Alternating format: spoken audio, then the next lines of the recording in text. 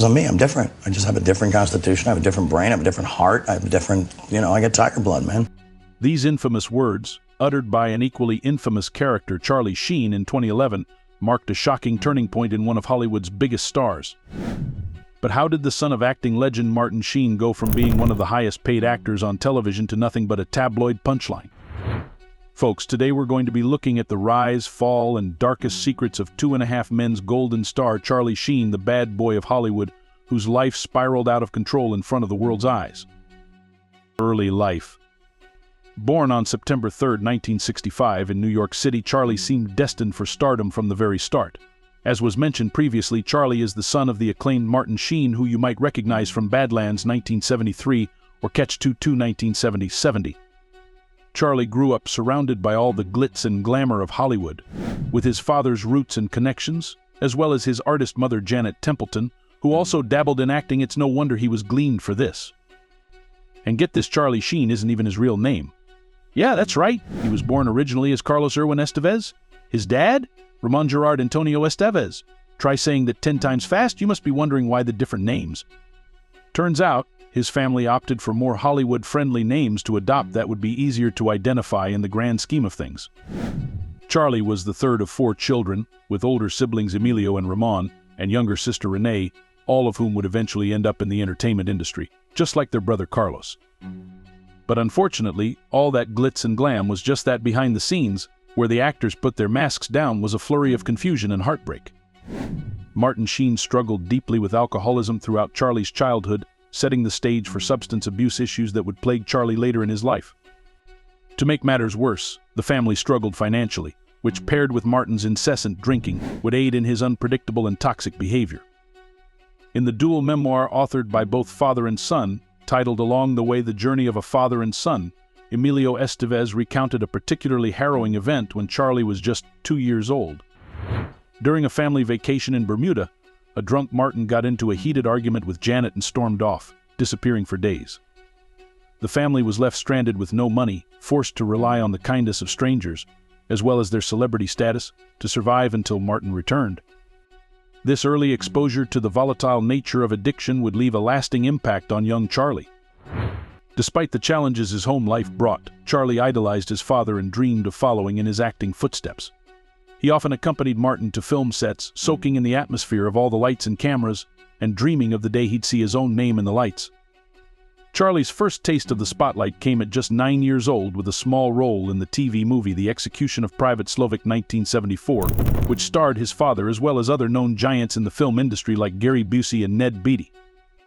Although his role was small and uncredited, it was very apparent that young Sheen had a natural charisma and talent in front of the camera.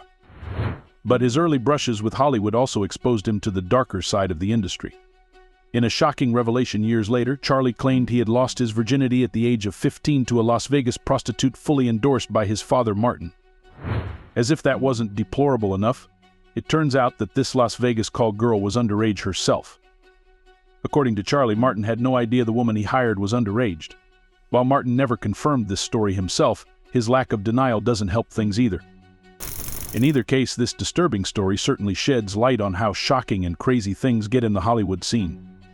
Charlie elaborated on this incident in a 2015 interview with OWN, saying, "I told my dad I was a virgin, and he said, 'I know just what you need.' He picked up the phone and called a friend of his in Vegas and said, 'Hey, I've got a kid here, and it's time.'" This casual approach to a very perturbing experience would set a dangerous precedent for Charlie's future relationships and behavior. As a teenager, Charlie's rebellious streak began to emerge. He was expelled from Santa Monica High School just weeks before graduation for poor grades and attendance.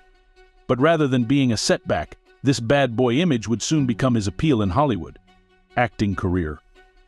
Charlie's big break came about in 1984 when he landed the leading role in the Cold War action film entitled Red Dawn alongside Patrick Swayze and Jennifer Grey.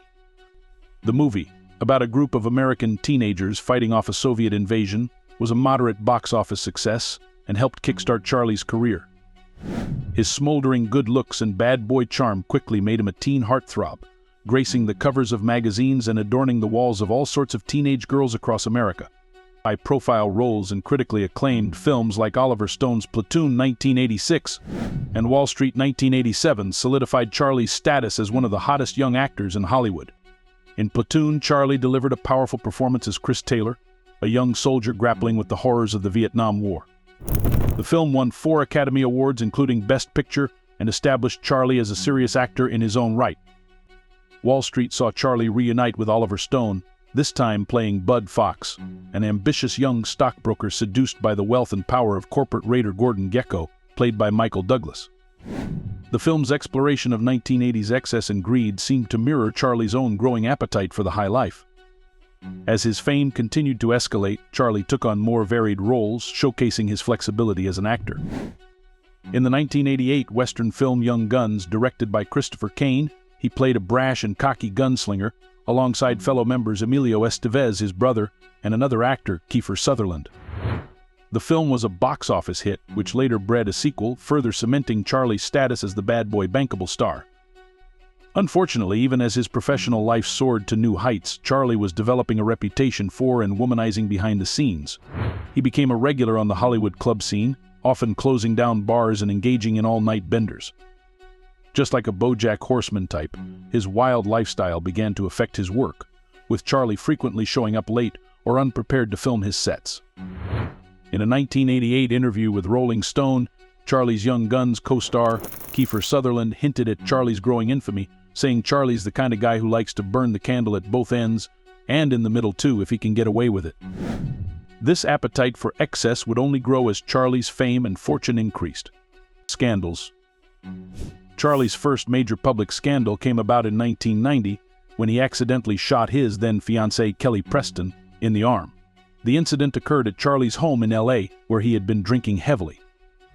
According to reports, Charlie's gun had fallen out of his pocket and was discharged when it hit the ground, grazing Kelly's arm. While both Charlie and Kelly maintained that it was all an accident, the incident raised eyebrows about Charlie's increasingly erratic behavior. Kelly broke off their engagement soon after, later telling People magazine, "I dodged a bullet, literally." The shooting incident marked a turning point in Charlie's public perception, with many people starting to view him as dangerous and unstable. Despite his personal troubles, Charlie's career continued to thrive and flourish throughout the 1990s with hit comedies like Major League 1989, Hot Shots 1991, and The Three Musketeers 1993. His natural comedic timing, balanced with his charm and self-deprecating dry humor, endeared him to favorable audiences who seemed willing to overlook, or at the very least, be unaware of his off-screen antics. But behind that megawatt smirk, Charlie was spiraling deeper and deeper into drug and alcohol addiction. In a 2016 interview with Dr. Oz, Charlie admitted that he had begun using cocaine in the late 80s. "I wasn't doing it every day, but it was a weekend thing. I loved the way it made me feel." This casual experimentation with cocaine would soon evolve into a full-blown addiction that would send him further down the rabbit hole of depression, depravity, and destruction. In 1995, Charlie made headlines once again for being involved in some scandals, but this would undoubtedly tarnish the Sheen name forever. You see, Sheen had testified in the trial of Hollywood Madam Heidi Fleiss, who had been charged with 5 counts of pandering for running an upscale prostitution ring for the rich and famous. Charlie admitted to being a regular client, stating in court that he had spent over $50,000 on these special services. If that made your jaw drop, you should hear what Fleiss had to say. She alleged that Sheen had spent closer to $400,000 on the girls, only showcasing just how deep in depravity he truly was. The scandal, as you can imagine, had tarnished Charlie's image, but he managed to weather the storm and keep working. In fact, just like his days in high school, he seemed to embrace the bad boy reputation, telling Playboy magazine in 1998, "You buy a hooker, she leaves, and you never have to see her again. It's a business transaction, and it makes a lot more sense than picking up a bunch of girls in a bar." This cavalier attitude towards sex and relationships was further exemplified by his first marriage to model Donna Peel in 1995. The couple tied the knot after a whirlwind 6-week romance, but the marriage lasted just 6 months before ending in divorce. Following his divorce from Peel, Charlie had a string of high-profile relationships with adult film actresses, including Ginger Lynn and Heather Hunter. He had briefly dated Brittany Ashland, who would later accuse him of physical abuse.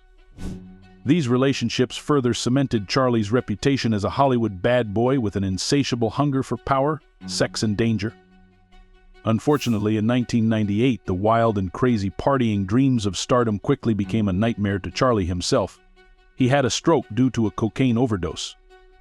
Any professional would tell you that a stroke was practically destiny since the cocaine he took was in large quantities at his home in Malibu. Charlie was taken to the hospital, and after this, the doctors said he had a transient ischemic attack, the temporary stoppage of blood flow to part of his brain. This near-death experience was certainly a wake-up call, and it brought Charlie to rehab for the first time. He emerged seemingly committed to sobriety, telling the press, "I'm not crazy anymore," he added, "I'm not. I think I'm going to be a dad soon, and I want to be around for that." For a while, it looked like Charlie had stuck to his word and reformed as a new man. He married actress Denise Richards in 2002, and the couple welcomed 2 daughters together, Sam in 2004 and Lola in 2005. Charlie spoke openly about his newfound sobriety and commitment to his family life, telling People magazine, "I'm proud of the way I've conducted my life these past few years." But the appearance of a happy family home would not take long to be shattered. In 2005, Richards, who was pregnant at that time, sought a divorce citing drug and alcohol use, as well as some violent threats from Charlie. Looks like the application didn't fall too far from the tree. The divorce got ugly, and Denise accused Charlie of being erratic and a compulsive gambler, as well as a sex addict. Denise described their life with Charlie in the worst possible terms in the legal paperwork she filed. She claimed he had pushed her to the ground and threatened to kill her, saying, "I hope you die," with some expletives we can't detail here. Yikes. Denise also accused Charlie of having an unhealthy interest in porn, particularly gay porn in very young girls, according to her. Charlie completely dismissed such claims, and he accused Denise of being jealous, bitter, and angry, and thus out to tarnish his image. The divorce of the former couple was uglier than Quasimodo, as both parties fought in the public domain, especially through the tabloids, and both sought to drag the other's name through the mud while airing all their problems. But in terms of career, this was going to be the start of a new high for Charlie. In 2003, he was cast as the womanizing jingle writer Charlie Harper in the CBS sitcom 2.5 Men. It was an instant success, and most likely where you know Charlie from. The character of Charlie, the narcissistic, sex-hungry bachelor, seemed to be lifted straight out of real life. The program 2.5 Men was one of the most popular sitcoms of the 2000s, turning Charlie into a multiple nominee for Emmy and Golden Globe Awards. At the prime of his career, Charlie was said to be earning a whopping $1.8 million per episode, making him the highest-paid actor in television at the time. Indeed, as the man's career was growing from success to success, seemingly reaching higher peaks with each episode, his private life was turning into a worse and worse hell. He later married real estate investor Brooke Muller in 2008. They had twin sons Bob and Max in 2009. However, as you have probably guessed, their relationship was not a happy one from the word go, mainly because both Charlie and Brooke both battled substance abuse. On Christmas Day, December 25, 2009, Charlie was charged with the assault of Brooke in Aspen, Colorado. In the police report, it was put to light that Charlie had threatened to kill Brooke by holding a knife to her neck. He entered a guilty plea to a lesser charge of misdemeanor assault and received a sentence of 30 days. He also got 30 days of probation, as well as 36 hours of anger management. The incident should have served as an eye-opener. However, the case is, Charlie's behavior escalated, and he became more erratic. In October 2010, he was discovered naked and in a state of complete inebriation in a trashed room in the Plaza Hotel at New York. Adult film actress Capri Anderson, who was with him throughout the night, said that Charlie assaulted her and attempted to choke her, as well as throwing lamps and furniture at her in a drug-fueled rage. It was becoming clear that the vices that had befallen Charlie were gradually consuming him. On set of 2.5 Men, Charlie started to become more unpredictable. He often did not rehearse and sometimes arrived completely sloshed at work. Not long after, CBS and Warner Bros. Television made a decision that they had to put the show on a hiatus as Charlie went to rehab in January 2011. But instead of quietly setting out on his road to rehabilitation, Charlie started a media campaign unlike anyone had ever seen in Hollywood. In a series of eccentric interviews, he raved about winning and having tiger blood, invented the term Sheenisms, and claimed to be a warlock with Adonis DNA. One particularly memorable interview with the BC News saw Charlie proclaim, "I am on a drug. It's called Charlie Sheen. It's not available because if you try it once, you will die. Your face will melt off, and your children will weep over your exploded body." Woof, am I right? As if that wasn't enough, he verbally lashed out at 2.5 Men creator Chuck Lorre, calling him a contaminated little maggot and a clown. Charlie Sheen's rants and long, rambling interviews became must-see TV events as millions of viewers were getting to watch his apparent breakdown in real time.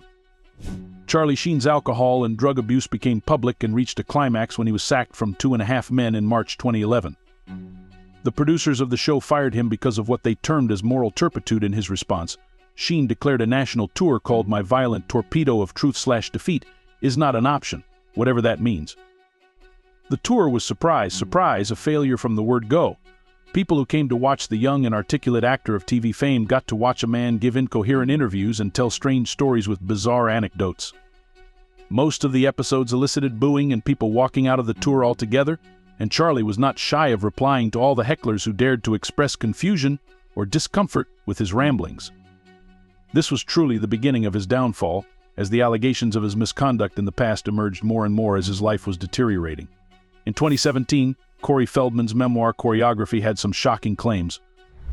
He claimed that Charlie had sexually molested Corey Haim at the age of 13 during the shooting of the 1986 film, Lucas. The memoir detailed that during the filming, Charlie compelled Corey into a sexual act with him. They were 19 and 13 respectively.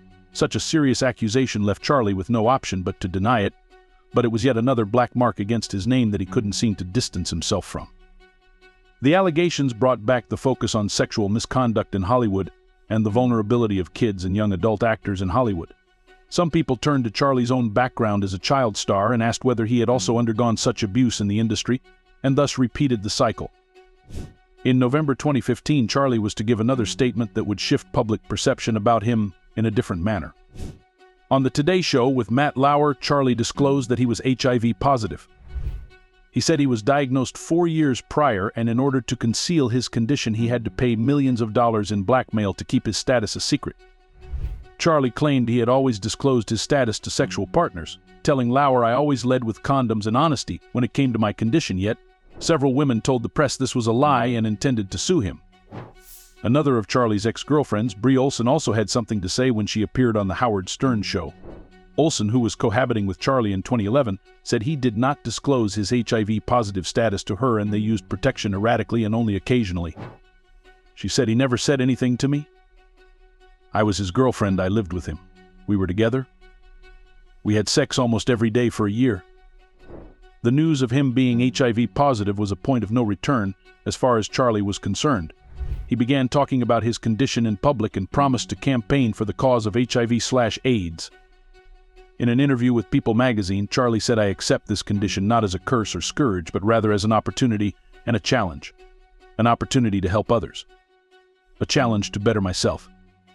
For a time, there were even the first inklings of the possibility that Charlie might be on the road to true rehabilitation and redemption.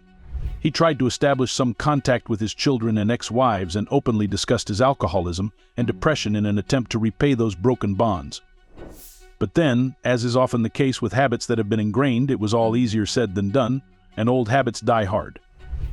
In 2017, legal issues reared their ugly head when his former fiancée Brett Rossi, who is also known as Scottine Ross, filed a lawsuit against him that involved accusations of assault, battery, and intentional infliction of emotional distress.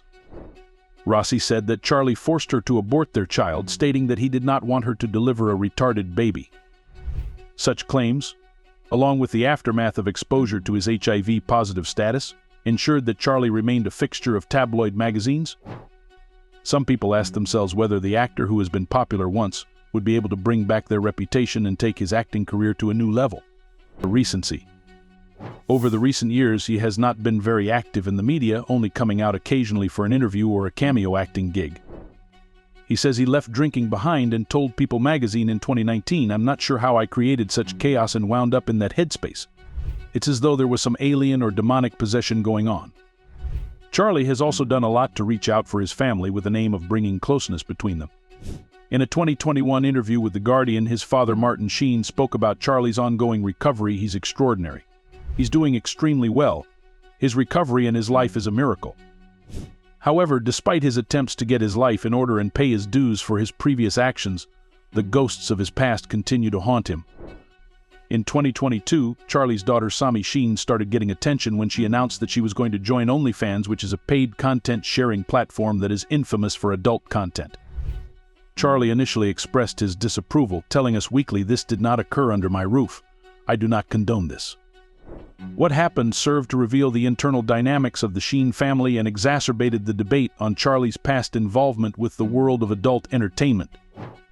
Of course, many people were quick to remind Charlie that he has no moral high ground here, as he has previously used the services of sex workers and adult film stars. The backlash he received made him retract his statements and said he believed his daughter could make her own decisions. He released a statement through his publicist saying that Sami is 18 years old now and living with her mother. "This did not occur under my roof. I do not condone this, but since I'm unable to prevent it, I urged her to keep it classy and creative and not sacrifice her integrity." This OnlyFans controversy brought back the debate about Charlie and his encounters with prostitutes and his overall association with the escorts. It also incorporated the effect of Charlie's actions that his children and the entire family would always feel the consequences. In the course of his career, women have been an inseparable component of Charlie's life, and his interactions with them have remained an area of interest and scandal. Starting from the aforementioned short-lived marriages to the long-term relationships with the adult film stars, the women in Charlie Sheen's life are nothing else but the reflection of his struggles. The most unstable of the ex-wives was the previously mentioned Brooke Muller. The couple had a rough history of alcohol and drug abuse, and was involved in cases of domestic violence as well. Apart from the Christmas Day incident of 2009 that saw Charlie's arrest, there were many other incidences that reported violent outbursts and drug binges. This was after Brooke had sought an order from the court to have Charlie restrained from getting close to her in 2011 after he threatened to cut her head and send it to her mother as a birthday gift. She also accused Charlie of saying his manager is a stupid Jew pig, and that he violently hated Jews. These allegations of anti-Semitism were especially cumbersome and damaging to Charlie because his father, Martin Sheen, is partly Jewish. Charlie dismissed the allegations, of course, denying that he'd ever say such a thing, but such an event was the next contributing factor to the people's impression of him as an unpredictable and aggressively hateful individual. This news once again sullied the relationship between Charlie and his children once more, and his perusing addictions and recklessness didn't help matters. Before his marriage to Denise Richards, he had a daughter, Cassandra Jade Estevez, born in 1984 from his high school girlfriend, Paula Prophet. Later in 2013, Cassandra brought a daughter, Luna, into the world, making Charlie a grandfather. At the time, Charlie told TMZ, "It's impossibly a most wondrous day. My bucket list is a thimble." Nevertheless, Charlie is not very open with the details of his relationship with Cassandra, and the actor does not share many particulars about his eldest child. Charlie's younger children have not been as lucky, as they are not left out on the shenanigans that characterize Charlie's way of life.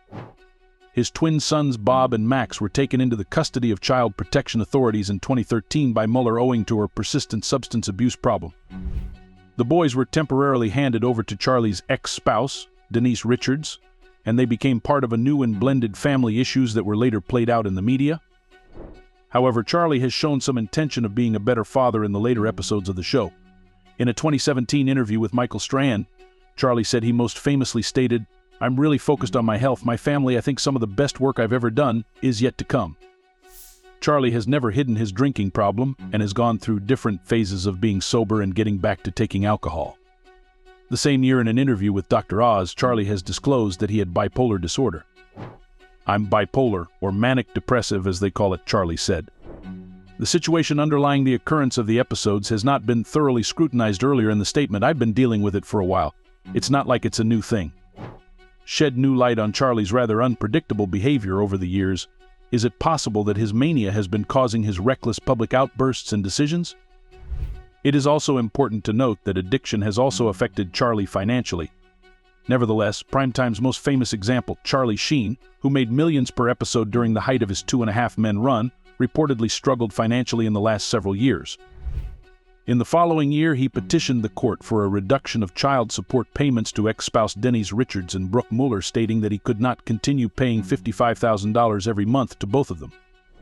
In the legal pleadings, Charlie said that he had been blacklisted from virtually every facet of the entertainment industry and was in a desperate financial position with less than $10 million to his name. This was a far cry from what he estimated to be between $150 million at the height of his career and family fortune. Nevertheless, it should be noted that Charlie has major character flaws and has had his fair share of failures. However, he has the motivation to change for the better. In 2019, he celebrated 1 year of sobriety, tweeting so, This happened yesterday, a fabulous moment in my renewed journey, totally focused. Charlie's experiences have also enticed him to assist people who have challenges in substance use disorders. This year he disclosed the cooperation with a new application known as Bummer, which addresses individuals undergoing recovery and rehabilitation. Charlie further explained the idea behind the project, saying that the app was a landing spot for people to gather and share their stories of strength and hope. But there is still more to Charlie's tale than what has been featured in this essay. Even now, at 57 years of age, he can start a new chapter in the book of his life. Recently, for instance, in several interviews, Charlie has been seen fervently regretting his conduct once more and has even wished to be forgiven. He told People magazine, "In that world, there's nothing left in that world. I exhausted it completely. The only thing left would be something catastrophic." Charlie flamed as the golden boy of Hollywood and faded to becoming a tabloid junkie, only to rise again as a symbol of hope of someone who is attempting to beat the menace of alcoholism. It is a very sad story that can speak about the problems of celebrities focusing on the necessity of mental health advocacy in such a stressful and demanding environment. It can be only doubted whether the guy is able to get past his problems and give his character a new start. But one thing is certain: the story of Charlie Sheen will be among the greatest examples of the American actor duel, a privileged star that fell from grace in Hollywood. Well, let me ask you this then. Can Charlie Sheen return to the industry again, or have all the bridges been burnt between him and Hollywood? And what role, if any, does the entertainment industry play in having given him license to wreak havoc for so long? Don't forget to share your views on the matter in the comments section below. And thanks for watching.